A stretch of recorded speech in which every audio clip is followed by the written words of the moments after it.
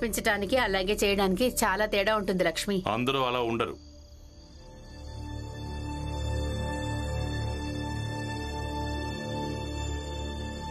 ఇక మా భీమ్ అయితే అసలు అలాంటి వాడు కానే కాదు. ఖచ్చితంగా ఏదో అపోహ పడినట్టున్నారు.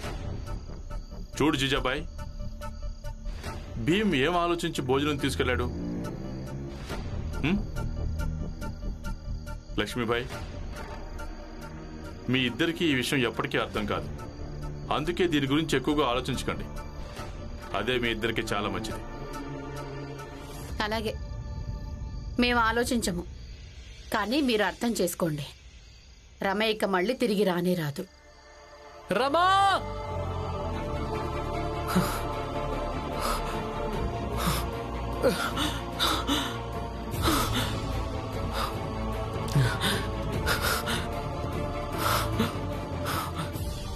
నువ్వెక్కడున్నావు?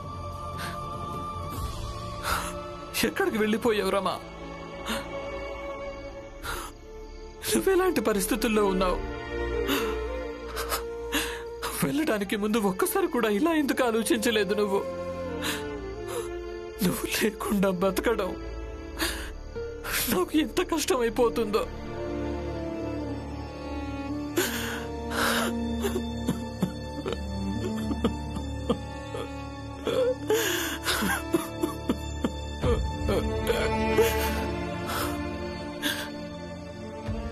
నాన్న, రమ రమ రమ ఎక్కడ దొరకటం లేదు నాన్న.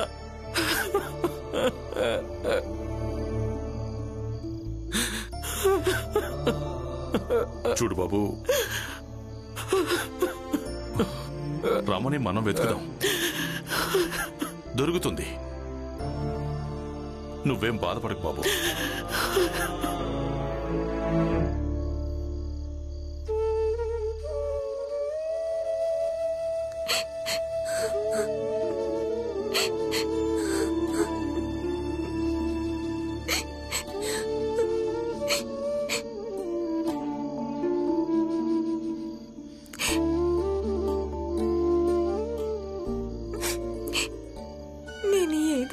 బతుకుతాను, కానీ ఆయన దగ్గరికి మాత్రం వెళ్ళను. నేను కూడా మీలాగే ఆయన మీద ఎంతో నమ్మకం పెట్టుకున్నాను, కానీ ఏదో అనుకుంటే ఇంకేదో తేలారు. నాకు నమ్మకం కలగడం లేదు. భీమ్ అలా చేస్తాడంటే భీమ్తో మేం మాట్లాడతాం. అలాగే నీ తరపున తన నిర్దోషని రుజువు కానంత వరకు అంతవరకు తనకు మేము చెప్పం. దారిలో కనిపిస్తే నిన్ను మా ఇంటికి తీసుకొచ్చామని. అప్పటిదాకా నువ్వు ఇక్కడ ప్రశాంతంగా ఉండు. నేను భోజనం వడ్డిస్తాను. వద్దు, నేను భోజనం చేయను. ఎందుకు? ఆయన భోజనం చేశారో లేదో నాకు తెలియదు కదా, అందుకని. తనక్కడ పస్తులుండుంటుంది.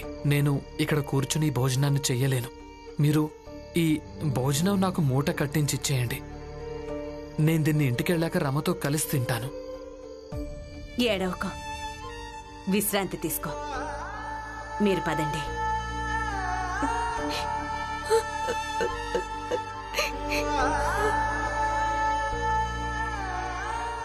రమకు ఏమనిపిస్తుందంటే తన భర్త తనని మోసం చేశాడని. అలాగే తను ఇలా కూడా అనుకుంటోంది, తను వచ్చేయడం వల్ల తన భర్త భోజనం చేసి ఉండడని. ఎంత అమాయకురాలా. మీరొక పని చేయండి, రేపు సందేశం పంపించి భీముని ఇక్కడికి రప్పించండి. అలాగే వీళ్ళిద్దరి మధ్య ఏమేం అపార్థాలున్నాయో అవన్నీ తొలగించండి. నాకు కూడా అలాగే అనిపిస్తుంది. అదే మంచిది.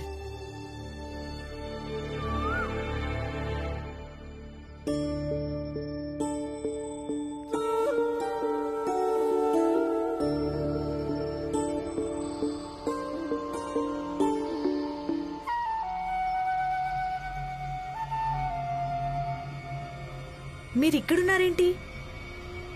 మీరు రాత్రంతా ఎక్కడున్నారు? రమా,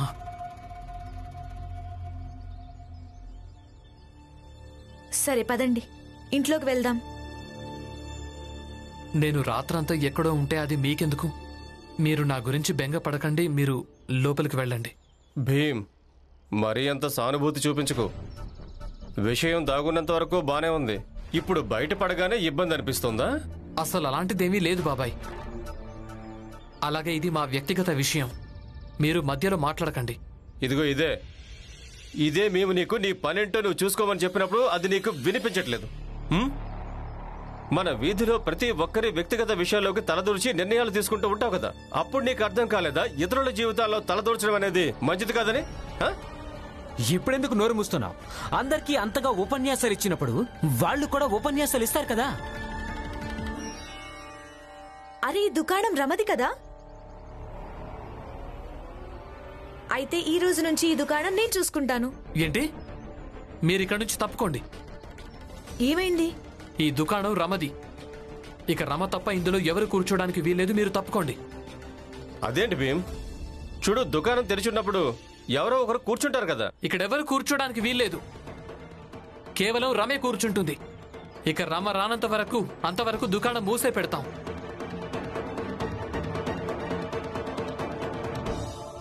మీరిక్కడి నుంచి తప్పుకోండి. చూడండి,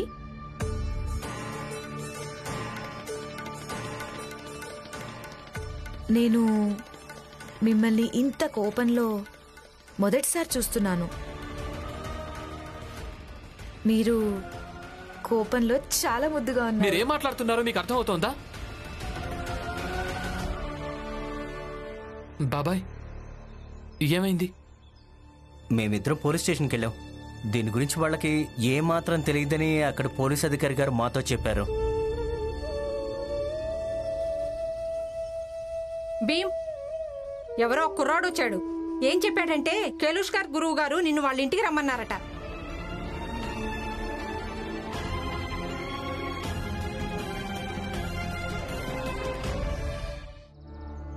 తినండి తినండి, ఎన్ని లడ్డూలు తింటారో అన్ని తినండి, కడుపు నిండా తినండి. తీసుకోండి తీసుకోండి, తినండి. కానీ బాబుగారు, మీరు మాకు ఏ సంతోషంలో ఈ లడ్డు తినిపిస్తున్నారు? చెప్తాను. అరే రామ్జీ, రారా. వాచ్మెన్, నువ్వు కూడా రారా. లడ్డూలు తినండి. తర్వాత ఏ సంతోషంలో లడ్డూలు పంచుతున్నానో మీకు చెప్తాను. నేను చెప్పనా మేనేజర్ గారు, మీరు ఏ సంతోషంలో లడ్డూలు పంచుతున్నారు? విషయం ఏంటంటే, నా కోడలు ఇల్లు వదిలేసి వెళ్ళిపోయింది. అందుకని ఈయనకి చాలా సంతోషంగా ఉంది. అలాగే నా ఇంట్లో ఏదైనా చెడు జరిగితే అప్పుడు ఈయనకి చాలా సంతోషం కలుగుతుంది. అందుకే ఈయన ఎప్పుడు లడ్డూలు పంచినా అప్పుడు అది అర్థం చేసుకోండి, నా ఇంట్లో ఏదో చెడు జరిగింది అని, లేదా చెడు జరగబోతుంది అని. అంతేనా మేనేజర్ గారు? చూడు రామ్జీ, నిజానికి ఈరోజు రేషం సేట్ అంటే మా బాబాయ్కి పెళ్ళయ్యి 30 ఏళ్లు పూర్తయ్యాయి. అందుకే మీ అందరికీ నోరు తీపి చేద్దామనుకున్నాను. ఆ కాలమే వేరు. అప్పుడు భార్య భర్తలిద్దరూ 30 ఏళ్ల దాకా కలిసుండేవాళ్ళు. ఇక ఈ కాలము ఉంది. రామ రామ రామ 2-3 సంవత్సరాలు గడిచేసరికే భర్త ఎక్కడికో వెళ్ళిపోతాడు, అలాగే భార్య ఇంకెక్కడికో పారిపోతుంది. చూడు, గత నెలలో ఎంత పని జరిగాలో అంత పని జరగలేదు. మీ అందరి బద్ధకం కారణంగా కర్మాగారం వ్యాపారం తగ్గిపోయింది. అందుకే నేను నిర్ణయం తీసుకున్నాను, ఇక నుంచి ఇక్కడ రాత్రింబవళ్లు పని జరగాలి. కొద్ది గొప్ప విశ్రాంతి తీసుకోవాలనుకుంటే ఇక్కడే కర్మాగారంలో తీసుకోవాలి. ఎవరికైనా ఏమైనా ఇబ్బంది ఉందా? నాకేమి ఇబ్బంది ఉంటుంది బాబుగారు? రామ్జీ, ఏమైనా ఇబ్బందా? నాకెలాంటి ఇబ్బంది లేదు. ప్రాణాలున్నంత వరకు నేను పని చేస్తూనే ఉంటాను. చాలా మంచిది, చాలా మంచిది. వెళ్ళు వెళ్ళు వెళ్ళు.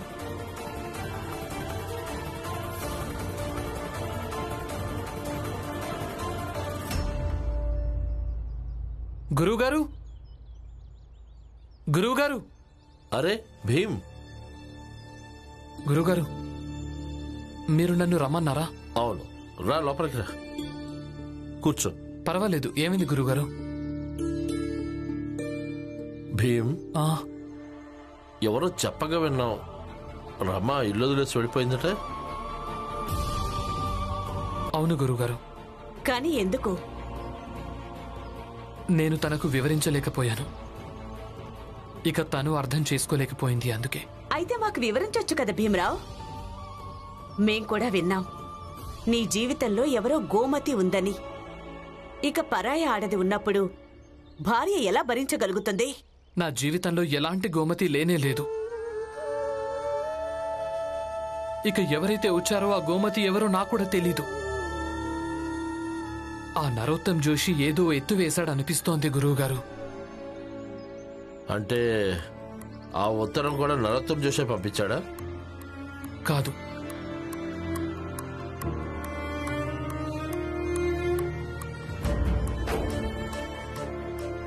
ఇదే ఆ ఉత్తరం గురువుగారు.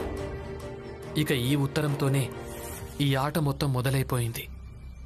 కానీ భీమ్, ఈ చేతి వ్రాత నీదే కదా? అదే కదా గురువుగారు. రమ ఇది కూడా అర్థం చేసుకోలేకపోయింది ఇది నా హ్యాండ్ రైటింగ్ అని. కేవలం చివర్లో రాసిన గోమతి పేరు అర్థం చేసుకుంది. ఇక గురువుగారు, ఇదంతా కూడా నేనే చేశాను. నేనే కావాలని చేశాను. ఎందుకు అంటే గోమతి ఉత్తరం చూడగానే రమ ఆందోళన పడుతుందని నాకు తెలుసు. తను ఎక్కువగా ఆందోళన పడినప్పుడు అప్పుడు నేను తనకు చెప్పాలనుకున్నాను, రమ, ఒకవేళ నువ్వు చదువుకుని ఉంటే ఈ ఉత్తరాన్ని చదివేదానివి. అలాగే ఒకవేళ ఈ ఉత్తరాన్ని చదివుంటే అసలు ఇలాంటిదేమీ జరిగేది కాదని, మన మధ్య అపార్థాలు ఎప్పటికీ కలిగేవి కాదు రమా అని. కానీ ఇదిగో ఈ గోమతి మధ్యలోకి ఎలా వచ్చిందో ఏమో గురువుగారు. దాంతో రమ కూడా ఇదంతా నిజమేనని నమ్ముతోంది. రమను చాలా వెతికాను గురువుగారు, కానీ తను ఎక్కడ దొరకటం లేదు.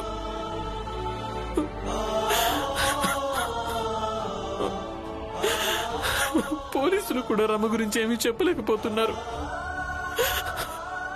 నాకు నా రమ దొరుకుతుంది కదా గురువుగారు. కేవలం ఒక్కసారి తను నాకు దొరికిందంటే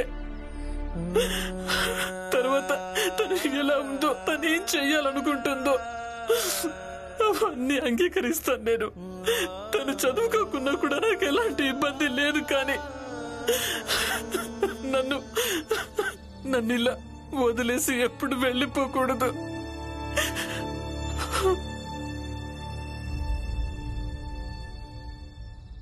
బావగారు, రమక్క ఇక్కడే ఉంది. ఎక్కడుంది?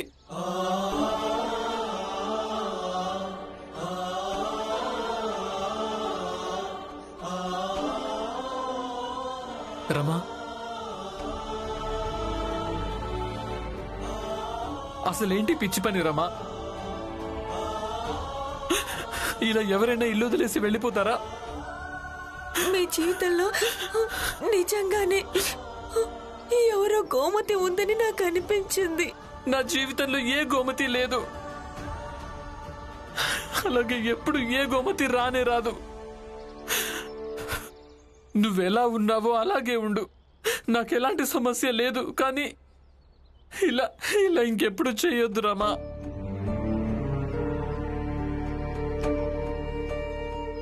ఇంకెప్పుడు చెయ్యను. కానీ రేపు మళ్ళీ ఎవరైనా ఏదైనా రాసిస్తే అప్పుడు మళ్ళీ అపార్థం చేసుకుంటాను కదా.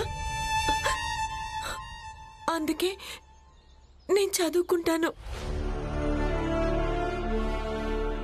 అది మీరే నాకు చదువు చెప్పాలి. చదివిస్తారుగా?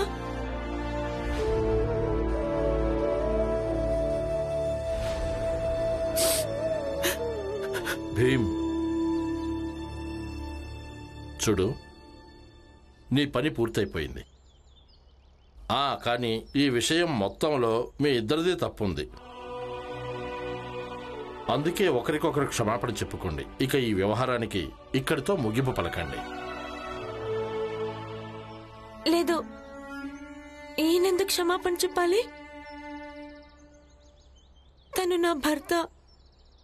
నేనే క్షమాపణ చెప్తాను.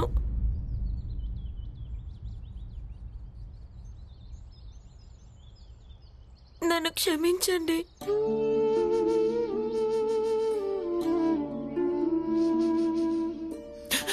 భర్తనైతే ఏమైంది? భర్త ఎప్పుడు తప్పు చేయలేడా ఏంటి? అలాగే తప్పు చేసినప్పుడు క్షమాపణ చెప్పకూడదా?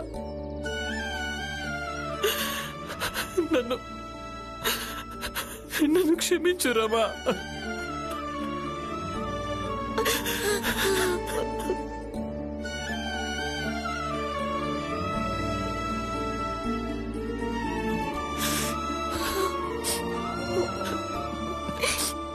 ఇంటికి వెళదామా?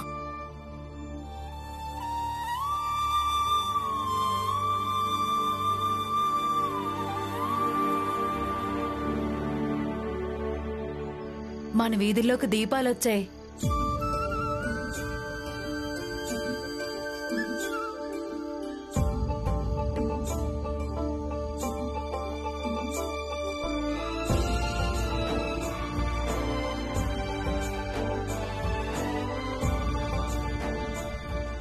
ఇదిగో స్తంభాలు పోతేనే నూనె కూడా పోశాను. ఇక వెలిగించేది మీరు మాత్రం చూసుకోండి. నా పని పూర్తయింది. ఇక ఏం చేసుకుంటారో చేసుకోండి. ఇక్కడే చావండి. ధన్యవాదాలు. ఇక ఎవరైతే దీపాలు పెట్టడాన్ని వ్యతిరేకించే వరుసలో ఉన్నారో వాళ్ళు ఈ దీపస్తంభపు చుట్టుపక్కల కూడా రావడానికి వీల్లేదు. మీకు అభినందనలు. మీ అందరి ప్రయత్నాల వల్లనే ఇదంతా సాధ్యమైంది. అందరి ప్రయత్నంతో కాదు, నా భీమరావు ప్రయత్నం వల్లనే సాధ్యమైంది. నీ భీమరావు అంటవా?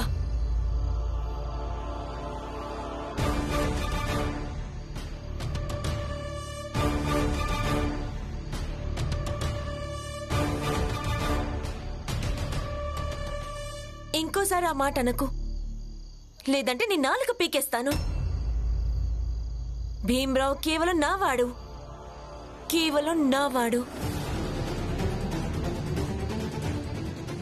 అవునా?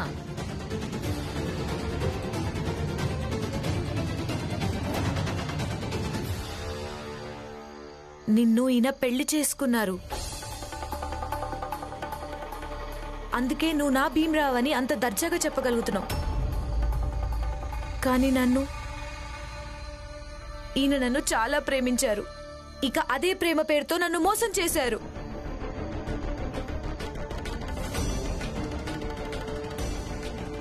నేను ఈయన మీద హక్కు కూడా ప్రదర్శించలేను. నాటకాలొద్దు, మర్యాదగా చెప్తున్నాను. నిన్ను పంపించిన వాడు ఆ నరోత్తమ్ జోషి అయితే వెళ్ళి వాడిని అడుక్కో ఈ రమాబాయి ఎలాంటిదో. ఇక విషయం తన భర్త మీదకొచ్చినప్పుడు తనేమేం చేస్తుందో. ఈయన రెండవ రకం. బతిమలాడతారు, నచ్చ చెప్తారు. కానీ రమాబాయి ఈయనలాగా కాదు. అవసరం వచ్చినప్పుడు చెయ్యి మెలిపెట్టి దారిలోకి తీసుకురాగలదు. చూడు రమా, తన్నెందుకు బెదిరిస్తున్నావు? అసలు ముందు నువ్వు నీ భర్తను అడుగు, తన విషయంలో ఎందుకు ఇలా చేస్తున్నాడో. ముందుగా ప్రేమ నాటకం ఆడాడు, అది చాలక గుర్తుపట్టడానికి నిరాకరిస్తున్నాడు. పాపం ఇప్పుడు ఈమె గతేం కావాలి? చూడండి, భార్యాభర్తలకు సంబంధించిన విషయం. మీరు మధ్యలోకి రాకపోతేనే బాగుంటుంది.